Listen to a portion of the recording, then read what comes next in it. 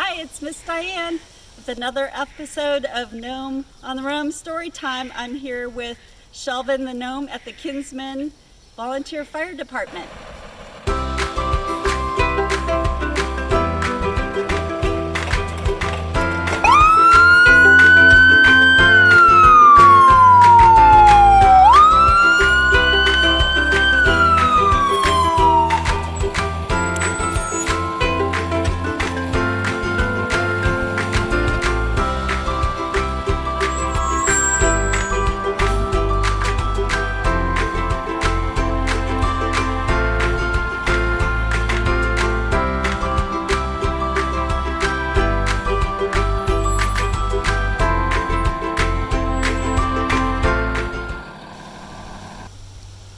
I'm here with Corey Van Canigan. Thank you for having us here today. We're at the Kinsman Volunteer Fire Department.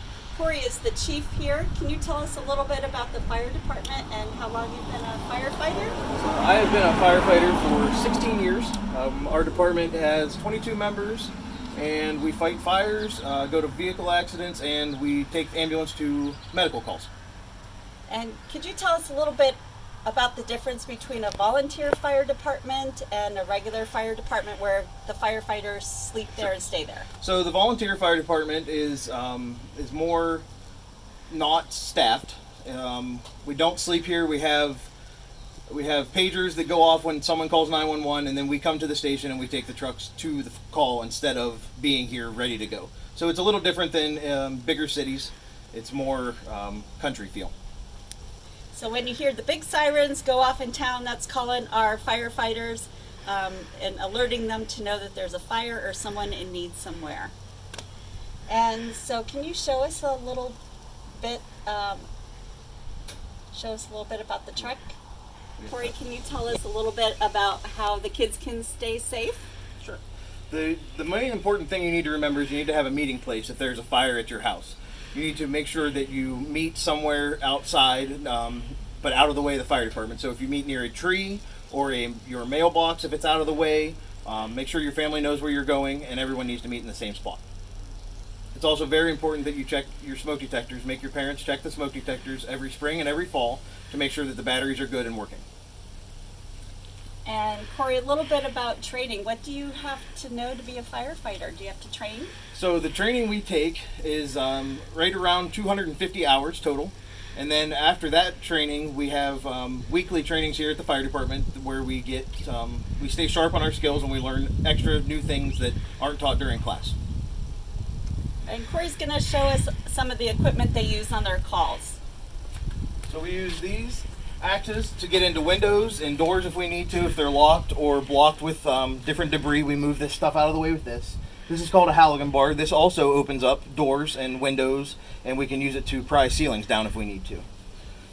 In this cabinet here, we have a bunch of different nozzles and stuff that we use for fighting fires and putting fires out. All this different stuff gets used on different case-by-case basis. Up here we have, this is called a pump panel. This is where all the water comes out of the truck at. So there's 1,000 gallons of water, similar to a swimming pool, in the truck inside of this panel. And then there's hoses up here that we use.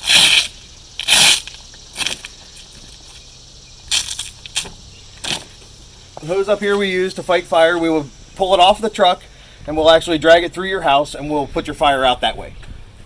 Or if it's your car on fire, we'll also drag it to the car and put it out then. How's that? That's great. So Corey, we want to thank you for having us out today, and thank you for your service, volunteering your time to keep our community safe. We greatly appreciate that, and all the men and women that work with you. Thank you. You're welcome. And so can you tell us a little bit about the virtual safety? Sure. Be sure to tune in next week for Virtual Safety Forces Day. We're going to have some videos about fire safety for you guys to watch so that you can make sure you know exactly what to do in the case that you have a fire at your house. One of the stories that I'm sharing with you today is called Fire Truck vs. Dragon by Chris Barton with illustrations by Shanda McCloskey. I don't know who's going to win, the fire truck or the dragon. It might surprise you that a fire truck and a dragon can in fact be good friends. We get along great, why wouldn't we? I don't know.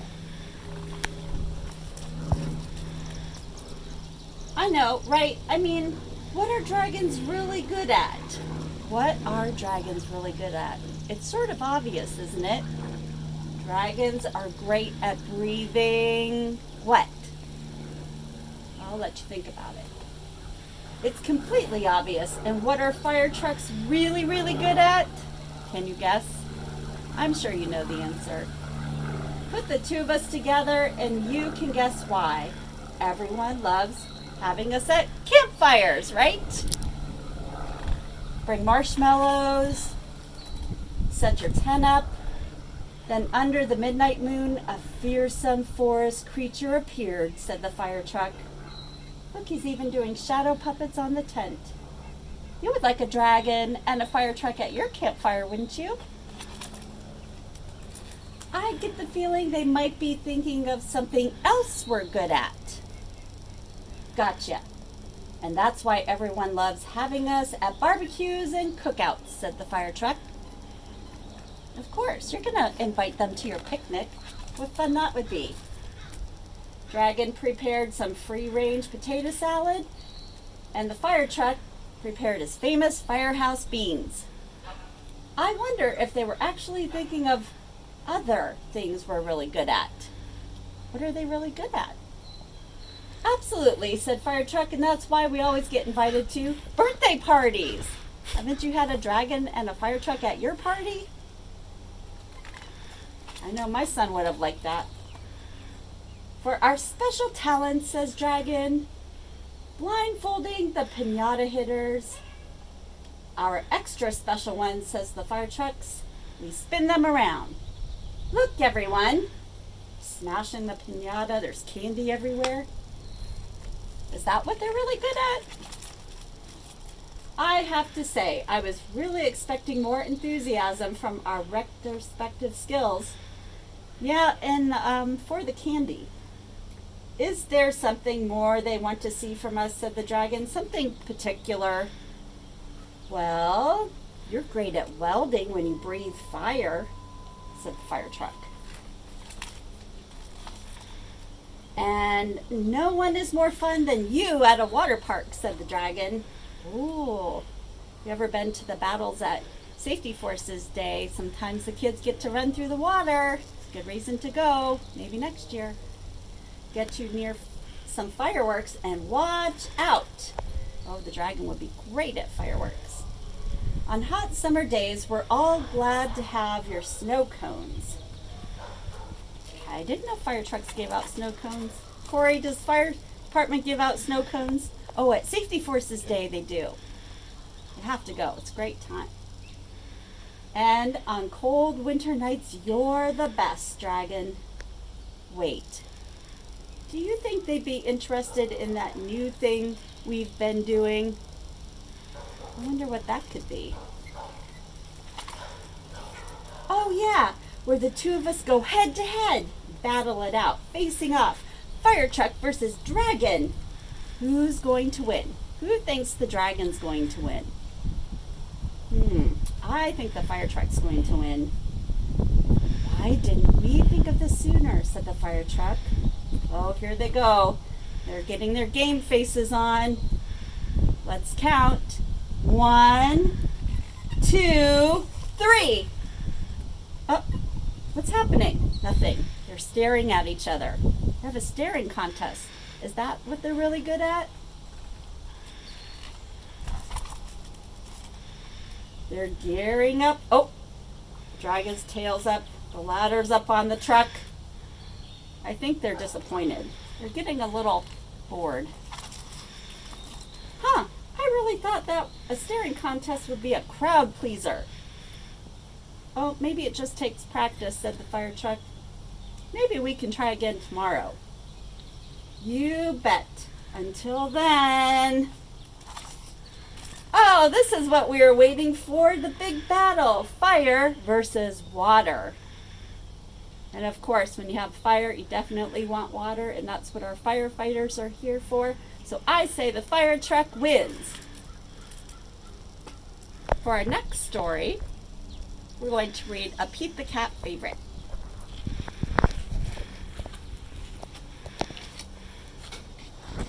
This is Firefighter Pete. This story is by James Dean. He also made the pictures for this story.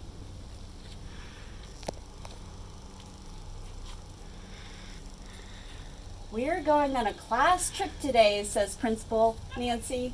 She leads the class to a bright yellow bus and everyone climbs on board. I wonder where we're going, says Pete. They're taking a field trip today. They're going to visit the firehouse.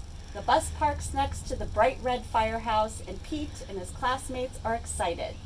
The firehouse is huge. It's so big it can hold 2 long red fire trucks and all of the firefighters' equipment.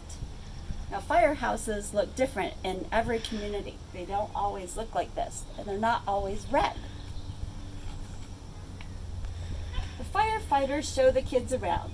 They give everyone a turn to ring the old brass fire bell outside the firehouse. I don't think our fire department has a bell, but you can certainly hear the sirens. Then, of course, all the kids want to take turns sliding down the firefighter's pole. So if the firehouse is a 2-story building and they're staying overnight, like in the cities, they would sleep up there, and when the bell rings, to quickly get down to the 2nd level, they slide down the pole. It can be a lot of fun. The firefighters allow the kids to try on their gear. And firefighters wear a lot of equipment. First, Pete puts on heavy black overalls. Then he steps into tall black boots. A firefighter helps Pete put on a heavy yellow jacket. And finally, they place a hard black helmet on Pete's head. All this gear is very heavy. Pete can barely move.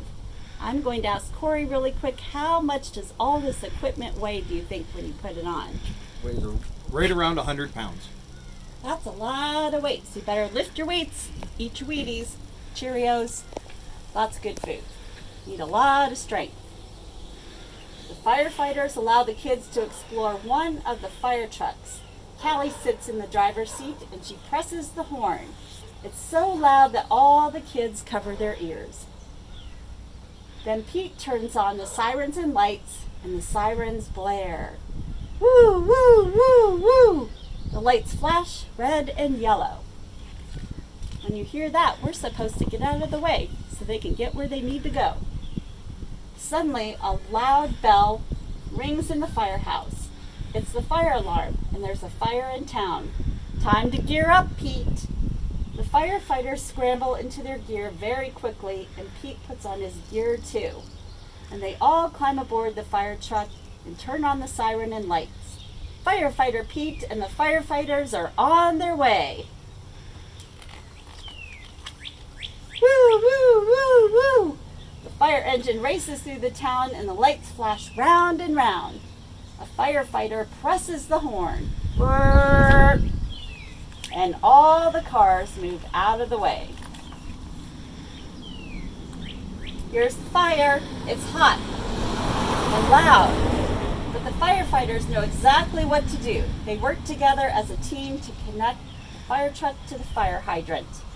Then the firefighters also attach a long heavy hose to the truck, and the firefighter Pete gives the signal and the firefighters turn on the water. What if you don't have a fire hydrant? They carry water to the site to put the fire out with big tanker trucks.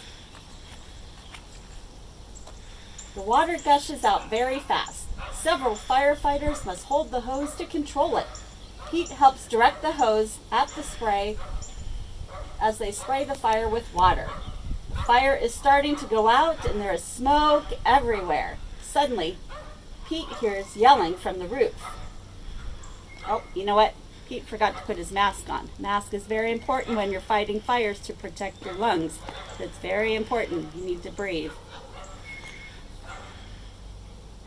Oh no, it's Grumpy Toad. He needs to be rescued. He's at the top of the building. You see him here?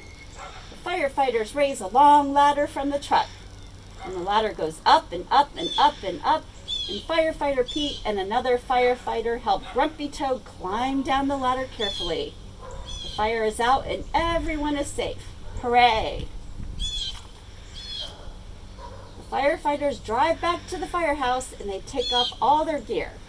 They pat Pete on the back and say, "Good job, Pete." Firefighter Pete helped save the day. So thank you for joining us today for Gnome on the Roam story time. And be sure to thank your firefighters.